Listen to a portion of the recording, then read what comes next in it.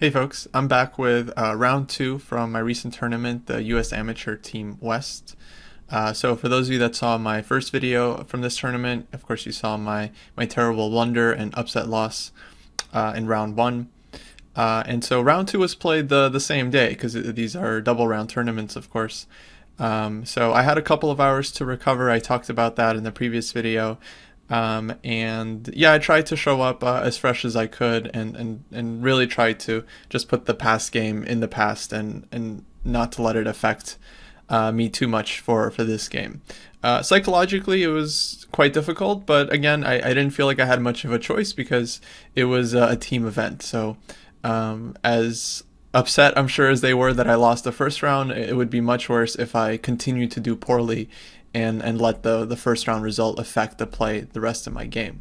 I think psychologically it was better just to treat it as like a freak accident, total fluke, and try to remain confident and aggressive, especially with white. So in round two, I was playing a slightly stronger player, Archit Dasika, and I believe his USCF rating is higher than his FIDE. His FIDE is around 2,000, but his USCF, I think it's pretty close to 2,200 or so, or maybe just shy of that. Actually, I played him in a previous team tournament, and we drew that game, so I definitely felt like he was quite a decent player. So I started with knight f3, he played d5, and I went for e3. I've been experimenting with this line frequently against knight f3, d5. Mainly the idea is to try and eventually transpose into some kind of d4 position or d4 structure. Well, it's a flexible opening, and the idea is to try and take advantage of, let's say, favorable transpositions. Black has a ton of choices here. Of course, a lot of players can play e6. He decided to play c6. I believe he's a Slav player normally, so this was quite logical. And here I went for b3. I'm not really sure if this is the best move order for white. I think maybe knight c3 in this position is probably more accurate. But that goes into pretty detailed opening reasons that aren't super obvious. I would say the main point is that with the knight on c3, white is putting a little bit more pressure on d5, and so this gives black less options in the future. After b3, he spent a little bit of time and he goes for bishop g4, which I think is quite a reasonable way to handle any kind of anti-Slav line where white doesn't push d4, because it's not easy for me to punish early development of bishop g4. For instance, I don't have queen b3 even in this position. So I think this is quite a decent move. I probably should have played bishop b2 and taken control over the e5 square here right away. But I decided to play h3 and just to see whether black was willing to give up the two bishops or drop back with bishop h5. I figured if bishop h5 happens, then all my options are still open, so I can play bishop b2. And then in the future, there may be positions where I just want to play g4 and not have to play h3, g4, allowing black this additional option of taking on f3. So I think it's slightly better for white to kick the bishop first, but after h3, he decided to take on f3, which I think is quite reasonable because although he's giving up the two bishops, he is kind of misplacing my queen, and he's going to get a very nice control over the center. Black can play these positions either with e6 or as he played with e5. So this is why objectively maybe it would have been better to start with bishop b2 to kind of avoid this option being possible for black, but I think it's still a very playable position for both sides. Black has the center, but white has the two bishops, and in particular, if I can make the light squared bishop active, then it could be a really strong piece. So I played knight c3. I figured now is the time to put some pressure on d5, and I mainly wanted to see how he's going to develop here. Also, the main idea was to actually prevent him from being able to play bishop d6. Because after bishop d6, I'm pretty sure I can just safely capture on d5. And thanks to my pawn being on d2, there's no bishop b4 check winning the queen, which would be a pretty big bummer. So I felt like this was kind of an annoying move to deal with, and eventually he played bishop e7, which I think is probably a slight inaccuracy. I think he should have went bishop b4. And the bishop is just more active here. In some cases, he might even want to take on c3 and spoil my structure. Because after bishop e7, apparently I could have taken on d5, black should play c takes d5, and then go for g4. And I was considering lines like this during the game. In fact, I played g4 not many moves after this. But yeah, I didn't realize quite how strong it would be in this position.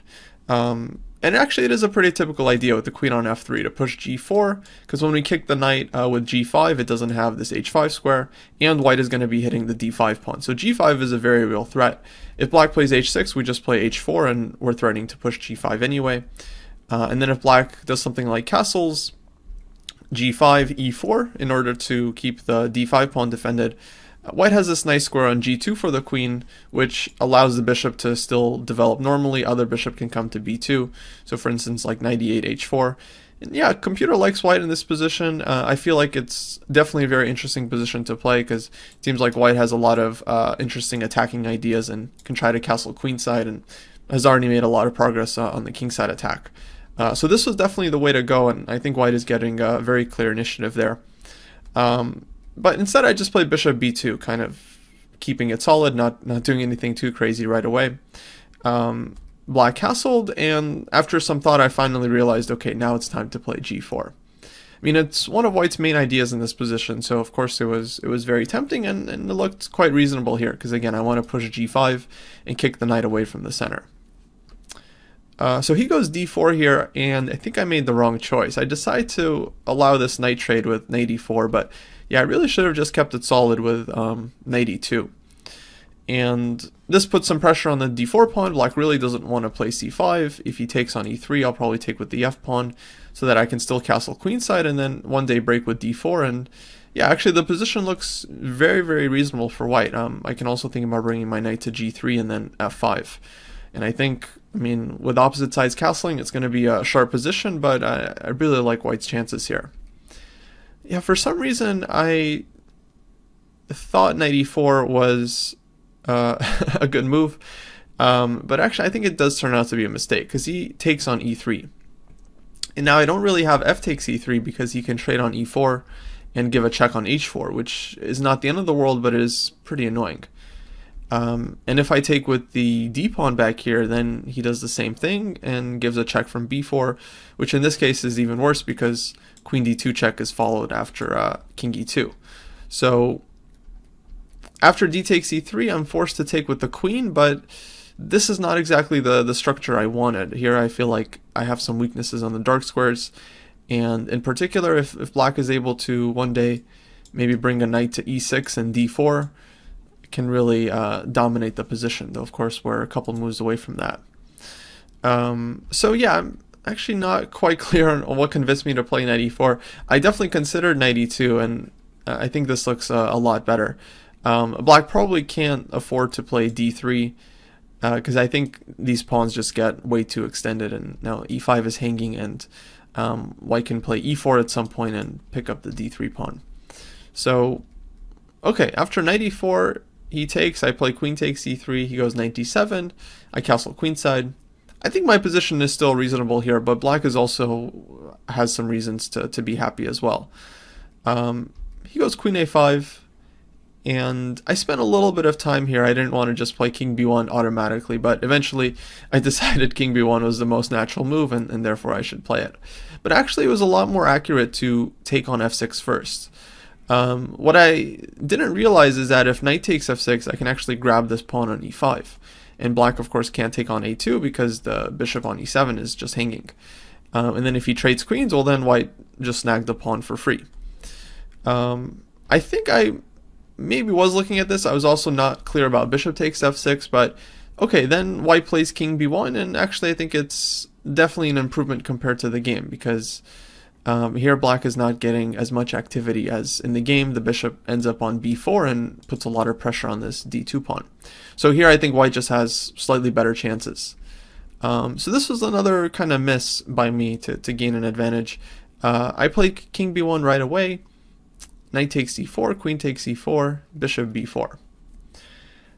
And here I felt it was a critical moment, because well, he's hitting the d2 pawn, but I also realized he's not really threatening to take, because if he just takes on d2 in this position, I would have the move queen c2, and so the bishop is hanging and the knight on d7 is also hanging, and black is just losing the piece. So I realized I basically have a free move here, and I started considering a lot of options. I thought about h4. Eventually I decided to play g5 because I wanted to just get the kingside pawn storm going. But both of these moves I think are too slow. I rejected bishop d3 on account of after g6, then black is just going to be getting this tempo with knight c5 in the future. But again, I think I was forgetting that I can just play queen takes e5 after knight c5. So basically in this position I can make a move like h4, threatening to play h5 and try to break open the king side. If I get this, then white is totally winning. And yeah, knight c5 is not possible because of queen takes e5 and hitting the mate on g7. Black has to play f6, and then I can go back like queen g3 or queen e3, or probably queen g3, and yeah, I'm just keeping an extra pawn, and I'm still wanting to break some lines open on the king side. I mean, the bishop on b2 is just really strong. So yeah, for some reason I just totally underestimated my play here. I looked as far as bishop d3 g6, and then I didn't like the looks of knight c5, and I kind of rejected this. But objectively this was absolutely the best way for white to try and get the attack going.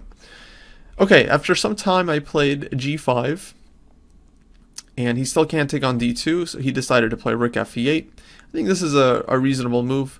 Now he can play knight f8 if he needs to defend the h7 pawn, and of course he's defending the e5 pawn, so now knight c5 actually is coming as well. I played h4, just continuing with my agenda. He goes knight c5, and then I decided to play queen f5 here. I figured I have to stay active. If I play a move like queen c2, then after something like rook a d8, either bishop e2 or d3, he goes knight e6, and now my position just looks awful. The queen on c2 is super passive, the knight is coming to d4, and I'm just getting totally crushed on the dark squares. So I really didn't like the looks of that. I figured I have to stay active here with queen f5, and now I am very much sacrificing the d2 pawn. So here black could have taken it if he wanted to. And my idea, okay, was to just give the pawn, but to keep going with my kingside play, so h5. And actually, I think this is quite serious for white. I mean, I do want to play g6 next move and start opening up a lot of lines. If he goes a move like rook e6, I think I can just play g6 anyway. The point being, after takes, rook takes g6. Well, now I'm down 2 pawns, but I've created a lot of open lines, especially against black's king. And so I have ideas of like bishop e2, queen h5 at some point, or bishop h5. And yeah, also the e5 pawn might be hanging somewhere. So I thought during the game that I would have some decent play here. After the game, of course, I checked the game with the engine, and it points out a really amazing move that I didn't even consider whatsoever. But that was move a3, which is totally inhuman, I think, to see it from afar. If I reached this position, maybe I would have figured out that this is actually an incredibly annoying move to deal with. But yeah, I think that would have been unlikely. So the threat is basically to play b4 and win a piece, and I believe the point is that if knight takes b3, I have this move queen c2. And so I'm hitting the knight, and if the knight moves away, I'll be taking the bishop. So it's like baiting black to take this pawn and then winning a full piece after that. So yeah, I mean, I have no idea if I would have found it during the game. My feeling was after rook takes g6, I would probably have something in this position, and once I got here, I would just try to calculate from here and try to figure out the best option moving forward. I mean, it was definitely like an intuitive decision, but intuitively, I think I made the correct evaluation, because white does have a lot of play for the 2 pawns. Obviously, I have this move a3 that's strong, but even if I don't find this, I think after some moves like bishop e2, white has a lot of compensation anyway. So I think it was definitely correct to allow this to happen.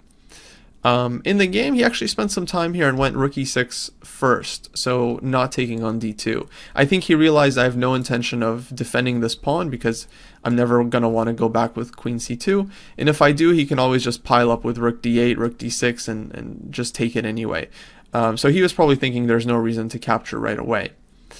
So now after rook e6, I really should have just kept going with my idea with h5, and then here I think black has nothing better than bishop takes d2, and then we're going to get the same line with g6, where once again white has this brilliant move a3. or something else. That also makes sense there. But during the game, I figure since he's not really going, let's say, the most aggressive route, I could keep building up here.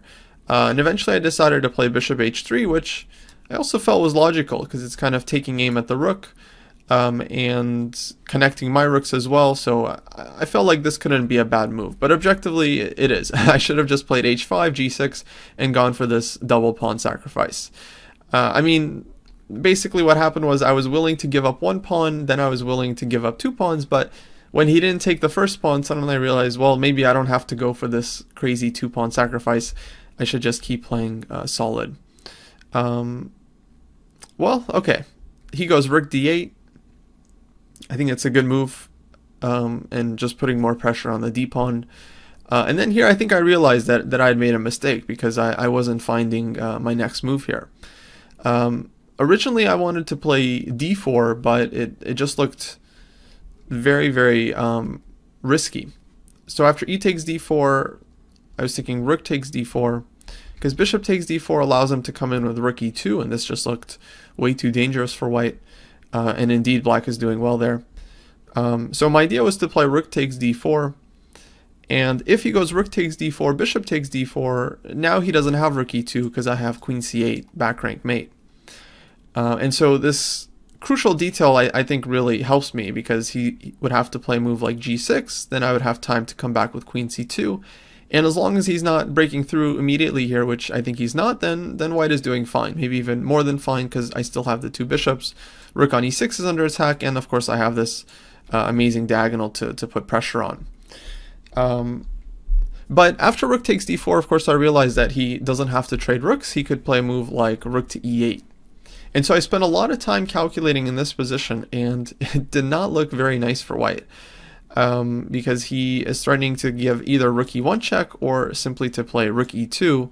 And once he plays rook e2, in many lines he's threatening rook takes b2, and then followed by second rook coming to e2 check, and then eventually taking on e2 with a quick checkmate.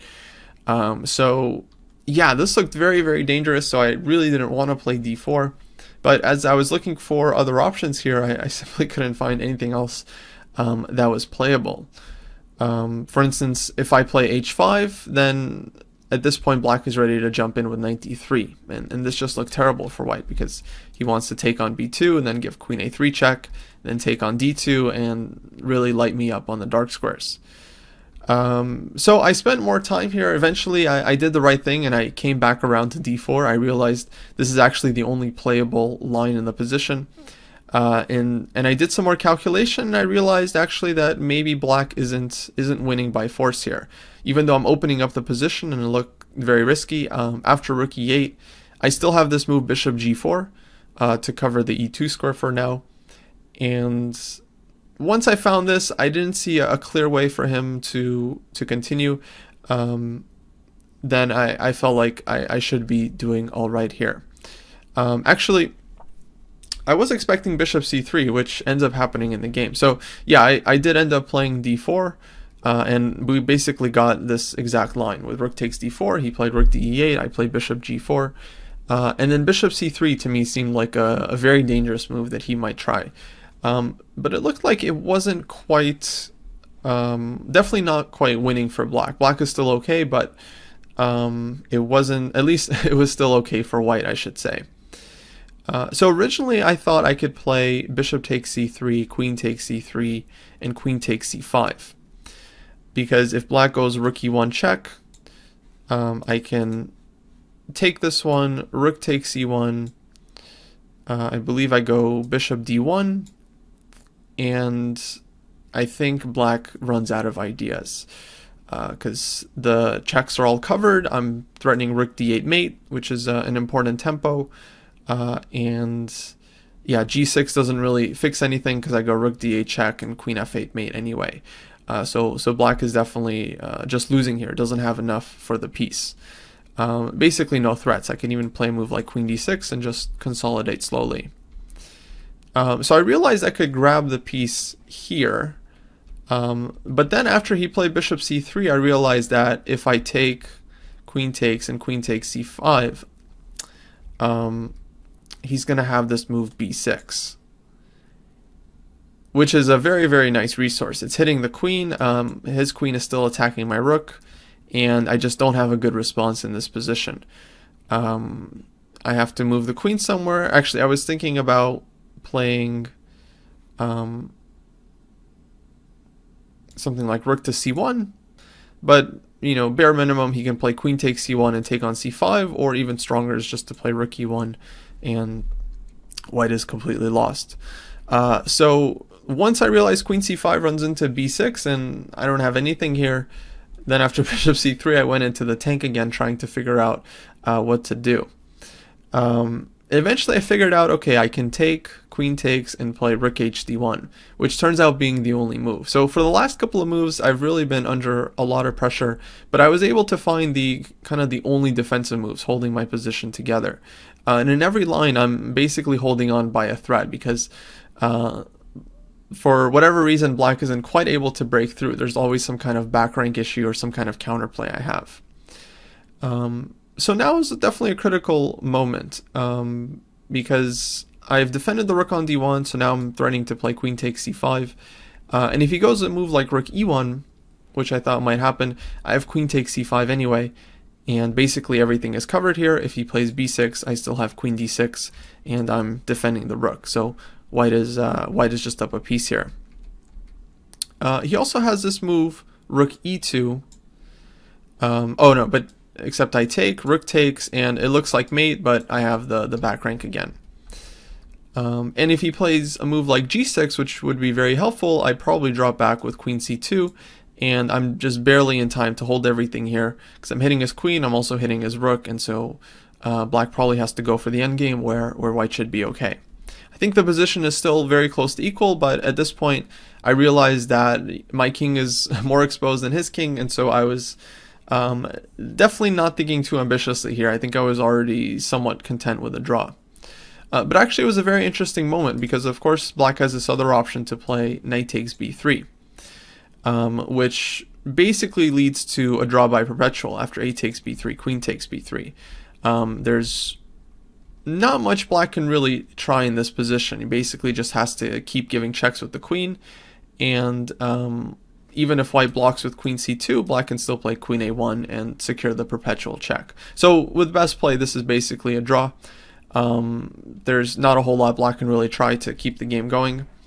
But this was, of course, a team tournament, and as far as the team situation went, I believe we had already drawn a game on board 4, and were either about to win or already won a game on board 3.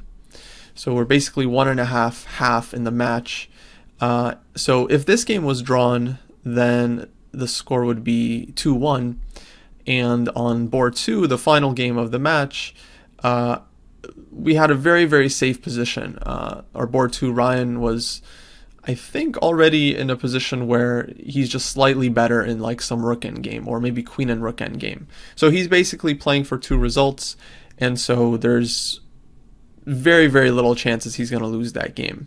So I'm not exactly sure about my opponent's intentions here, whether he didn't want to draw just because he thought his position was better, or if he specifically avoided the draw because of the team situation, which I think is more likely.